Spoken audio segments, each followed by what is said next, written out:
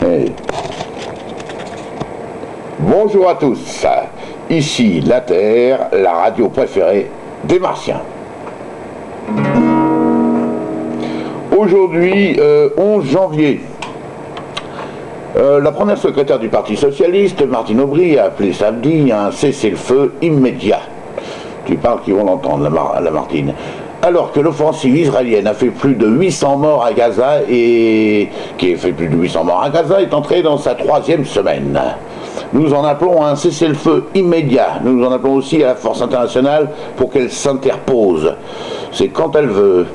Et qu'elle apporte enfin une réponse politique, a déclaré Martine Aubry lors de ses vœux à la presse, à la communauté urbaine de l'île. En fait, a un problème surtout religieux, hein. Politique oui, mais aussi religieux. Gaza, Israël et le Hamas restent sourds au problème de cessez-le-feu.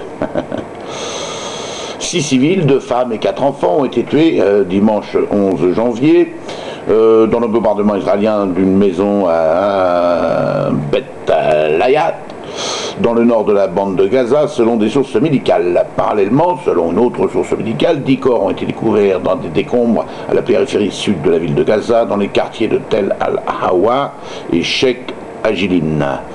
D'un côté Israël, l'État juif et le Hamas, mouvement islamiste armé, restent sourds aux appels de cessez-le-feu, ce qui montre bien leur volonté religieuse d'en découdre. Et de l'autre côté, comme d'habitude, les victimes innocentes, dont les puissants prétendent ne pas se foutre, qui sont une fois de plus pris en otage par le fanatisme des uns et des autres. Le ministre de l'Intérieur, Michel Elio-Marie, a dénoncé samedi l'incendie d'une voiture lancée contre la grille d'une synagogue à Toulouse, le qualifiant d'acte débile et révoltant. Interrogée sur les sujets éventuels entre cet acte et la situation au Proche-Orient, Madame Elio-Marie est demeurée prudente. Tu m'étonnes. Blablabla.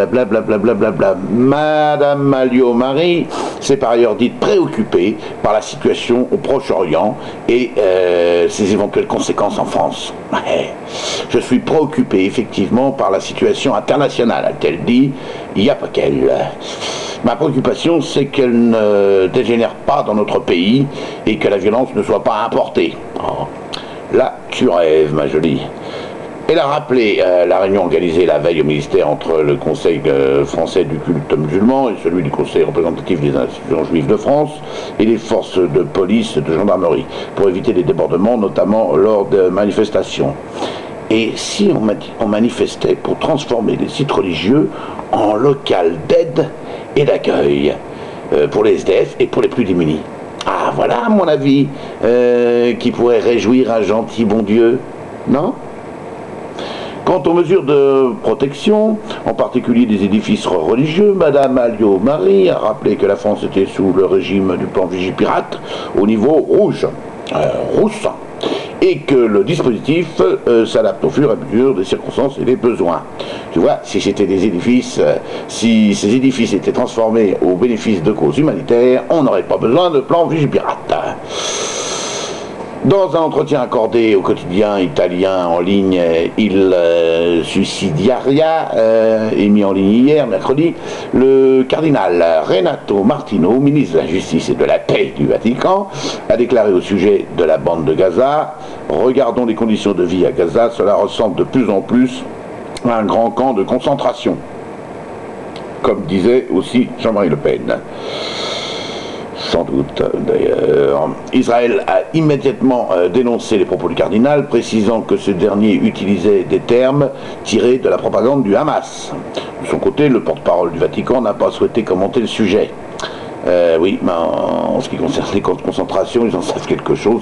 L'Église catholique n'a-t-elle pas eu elle-même une complicité avérée avec le régime nazi?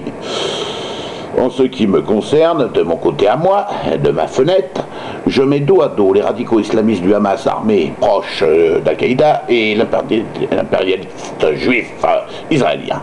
En attendant, ce sont encore les pauvres et les innocents qui payent la facture. Attendons-nous dans les années à venir, en France aussi, bien évidemment, en France aussi, oui, à une montée de la violence que vont générer les mouvements religieux et toute cette folie. La religion qui rassure l'homme sur l'incompréhension de sa propre existence et non sur celle de son voisin est un sujet très personnel, tellement personnel que pour éviter de façon certaine ce qui se profile, c'est-à-dire de plus en plus de tensions entre les communautés religieuses et de plus en plus de guerres et de bordel sur terre, je suggère que chaque croyant laisse ses convictions religieuses chez lui, par exemple sur le porte-manteau de sa porte d'entrée, celle menant à la porte de la rue, et qu'il sorte de chez lui tout neuf, comme un nouveau-né, ou comme un être humain qui aurait de religieux que son humanité. Cela éviterait à l'avenir beaucoup de merdier dans le monde. C'est mon sentiment. Sport, sport et encore du sport. Télé, télé et encore de la télé, religion, religion et encore de la religion. Dormez, braves gens, et surtout ne vous réveillez pas, vous pourriez avoir mal à la tête. Et toujours pas de théâtre à l'école. Ici la Terre, la radio préférée des Martiens. À demain, si vous le voulez bien. Et si vous ne le voulez pas, je serai quand même là pour les 7 fidèles internautes spectateurs qui me font l'honneur de me suivre. Amitié, à bientôt, à demain, au revoir.